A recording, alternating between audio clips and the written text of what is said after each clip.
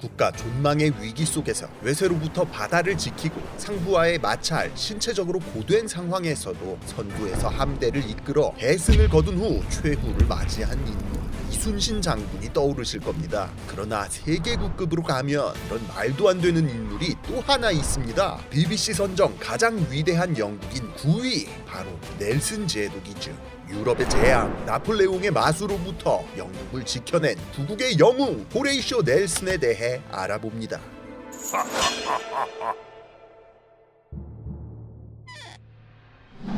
18세기 후반 프랑스에서 일어난 혁명을 진압하기 위해 대프랑스 연합으로 뭉쳤던 유럽의 각국들은 갑툭튀한 불세출의 명장 나폴레옹에게 연전연패하며 오히려 자기네 나라의 존망을 걱정해야 될 처지에 처했습니다. 그리고 이런 절망적인 상황에서 유일한 희망은 바다를 끼고 버티고 있는 영국이었어요. 영국은 해상 패권국답게 막강한 해군을 보유하고 있는 상황. 하지만 아직까지는 프랑스 해군이 크게 뒤처지는 상황도 아니었습니다.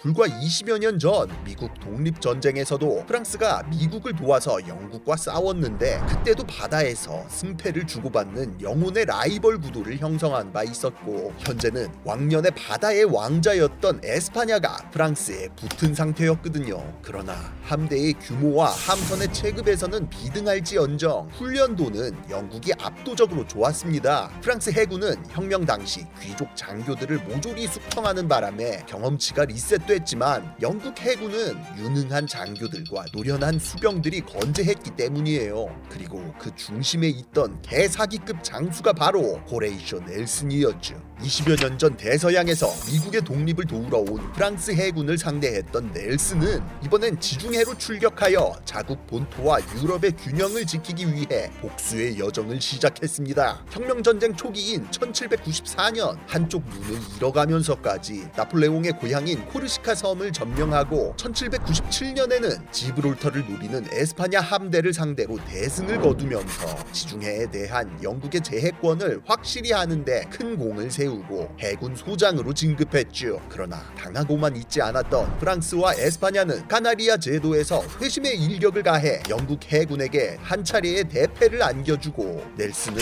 여기서 죽을 고비를 넘기면서 오른팔을 잃는 큰 부상을 당하게 돼요. 하지만 여기서 좌절한다면 역사에 기록되지 못했겠죠. 눈도 잃고 팔도 잃은 넬슨은 더더욱 각성하여 프랑스 잡으러 다시 배에 오르는데, 한편 육지에서 나폴레옹은 이탈리아 원정을 성공적으로 끝내고 두려울 것이 없었습니다. 그리고 이제는 바다에서 깝죽대는 영국에게 큰 타격을 입히기 위해 야심찬 계획을 추진해요. 그 목표는 다름 아닌 이집트! 미국이 독립한 상황에서 영국의 가장 핵심적인 식민지는 인도였는데요. 이집트를 점령하면 그런 인도와 영국의 연결을 끊어버릴 수 있었기 때문에 영국의 돈줄을 막아서 고사시킬 수 있다는 판단이었죠. 그렇게 1798년 프랑스 해군은 영국 해군의 지중해 감시망을 피해 이집트의 나일강 하류 아부키름 안에 나폴레옹이 이끄는 육군을 상륙시키는 데 성공합니다. 그리고 프랑스 조지러 뒤늦게 달려온 넬슨은 바다 위의 성벽을 맞닥뜨리게 돼요. 프랑스 최정예 전열함들이 일렬로 서서 시즈 모드를 박아두고 있었던 거죠. 그리고 그 전열의 중심에는 역사상 가장 거대한 전열함 오리앙이 자리를 잡고 있었으니 유럽 최강의 육군에게 영국의 핵심 거점이 장악당할지도 모르는 엄청난 위기 상황이었습니다. 하지만 해전의 말레비였던 영국 해군은 여기에서도 킬각을 봅니다. 영국군 선두에 있던 골리앗호가 프랑스 전열함 대형에서 빈틈을 포착한 거예요.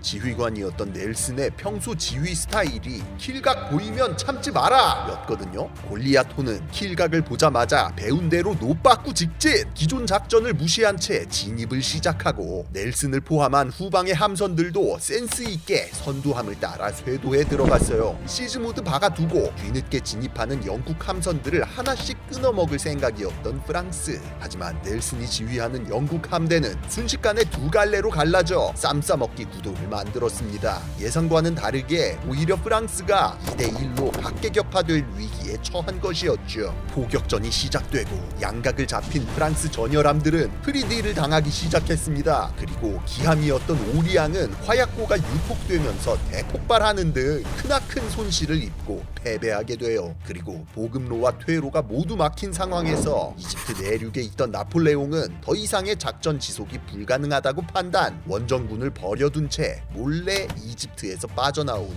굴욕을 맛보게 되죠. 이 정도면 나폴레옹한테 영국과 넬슨은 그냥 진짜 죽이고 싶었겠죠. 육군으로 다이다이 뜨면 아무것도 아닌 애들인데 그놈의 해군 때문에 계속 귀찮아지니까요. 그래서 꺼낸 극단적인 카드, 일단 상륙만 시키자. 바다 위 사정은 모르겠고 일단 프랑스의 18만 육군을 영국 본토에 상륙시킬 수만 있다면 지상전에서 무적이었던 나폴레옹이 후루룩 짭짭해서 그냥 게임 끝낼 수 있다는 거였습니다. 상륙에 필요한 시간은 약 24시간. 영국과 프랑스 사이는 한반도와 제주도보다 가깝습니다. 하지만 그 24시간이라도 확보 가능한가? 그게 문제였어요. 지금까지의 경험상 그리고 프랑스 해군의 상태를 봤을 때 무리수였다고 봐야죠. 때문에 프랑스군은 코앞에 있는 영국 본토에 상륙하기 위해 저 멀리 아메리카까지 가서 어그로를 끌기로 작전을 세웁니다. 지중해 연안에서 영국군의 해상 봉쇄를 뚫고 에스파냐 함대와 합류, 직후 대서양을 건너서 영국의 카리브해 식민지를 공격하고 영국 함대가 부랴부랴 달려오기 시작하면 그때 다시 유유히 유럽으로 돌아와 브레스트에 봉쇄되어 있는 프랑스 함대를 구한 뒤 영불 해협으로 출발하여 폭탄 드랍을 한다는 계획이었죠. 그러나 이 그럴듯한 작전에서 간과하고 있던 사실이 있었으니 바로 당시 프랑스 해군의 최고 사령관 피에르 빌뉴에브가 넬슨을 공포증 수준으로 무서워하고 있었다는 거. 나폴레옹이야 어쨌든 육지에서 싸우니까 그냥 넬슨 때문에 조지고 있다 정도로 느꼈겠지만 매번 직접 쳐맞던 프랑스 해군 장교들 입장에서 넬슨은 말 그대로 망태 할아버지였거든요. 아브피르만에서 프랑스 대함대가 탈탈 털리는 광경을 목격했던 빌뉴에브 제독은 이때 이후로 넬슨이랑 마주치면 죽어 라는 강박에 시달리고 있었습니다. 불리한 전투를 회피하는 게 전략적으로 나쁜 건 아니지만 문제는 빌뉴에브가 거의 조건 반사 수준으로 넬슨 이름만 들어도 미리미리 빤스런 치는 바람에 작전 자체가 어그러져 버렸다는 거였어요.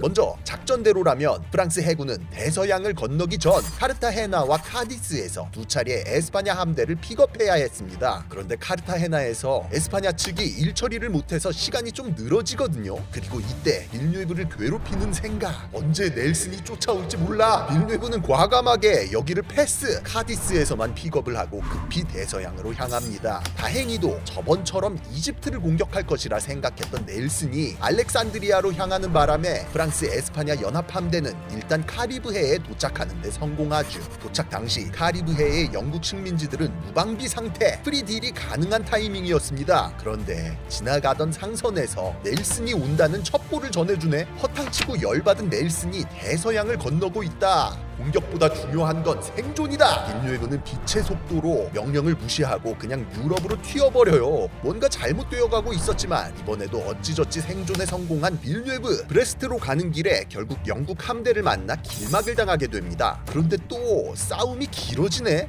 이대로라면 넬슨이 오고 말 거야. 넬슨이 곧 올지도 모른다는 사실만으로도 오줌 지려버린 빌뉴에브는 다시 한 번 나폴레옹의 명령을 쌩까고 그냥 에스파냐의 카디스 항구로 도망쳐버렸습니다. 이미 골든타임 지났죠. 영국 상륙 계획은 좌절돼 버렸고 전열함만 자그마치 33척으로 이루어진 거대한 연합함대는 카디스 항에 처박혀 손가락만 빠는 상황이 돼버렸습니다. 나폴레옹은 그냥 기술을 돌려 오스트리아를 공격하기 시작했고요. 대빡친 나폴레옹은 빨리 이탈리아로 와서 합류하라고 라며 닥달했지만 빌뉴에브는 너무 무서운 나머지 출발할까 말까 간을 봅니다. 그러다 나폴레옹으로부터 확 그냥 해임시켜버린다 라고 최후 통첩이 날아오자 그제야 카디스에서 기어나와 지브롤터 해협으로 향하는데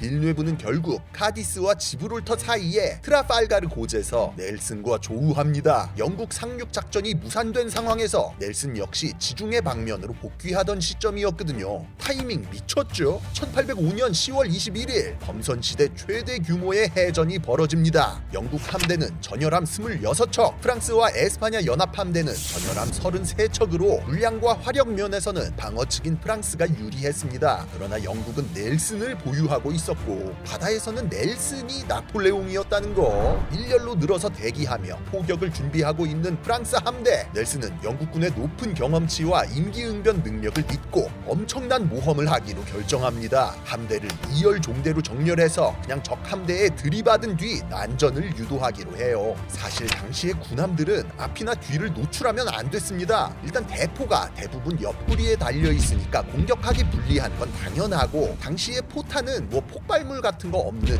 거대한 쇠구슬이라 맞을 때도 옆에서 맞는 것보다 앞이나 뒤에서 맞는 게 훨씬 더 치명적이었거든요. 하지만 넬슨은 경험치 떨어지는 프랑스 해군의 포격이 빗나갈 것이라는 자신감이 있었습니다. 그렇게 영국군 기함 HMS 빅토리가 선두에 서서 프랑스 전열 한가운데로 닥돌하고 결과는 대성공! 허를 찔린 프랑스 에스파냐 연합함대는 기함이었던 뷔생토르를 잃는 치명타를 입어요. 그러나 위치는 적진 한가운데 프랑스 해군은 백병전을 걸어왔습니다. 갑판 위에서 수류탄이 터지고 포탄과 총탄이 난무하는 상황에서 넬슨은 죽음을 불사하며 가장 눈에 띄는 곳에서 전투를 지휘했죠. 그리고 그 절체절명의 상황에서 선두를 따라 들어온 영국군 함선들이 기함을 잃은 프랑스 함선들을 하나하나 각계격파하며 상황을 정리했습니다. 그렇게 프랑스 에스파냐 연합함대에서 4,400여 명의 사상자와 7천여 명의 포로가 발생. 반면 영국 해군에서는 460여 명만이 전사하는 압도적인 결과를 내며 전투는 끝났고 이 거대한 해전의 승리는 영국에게 돌아갔어요.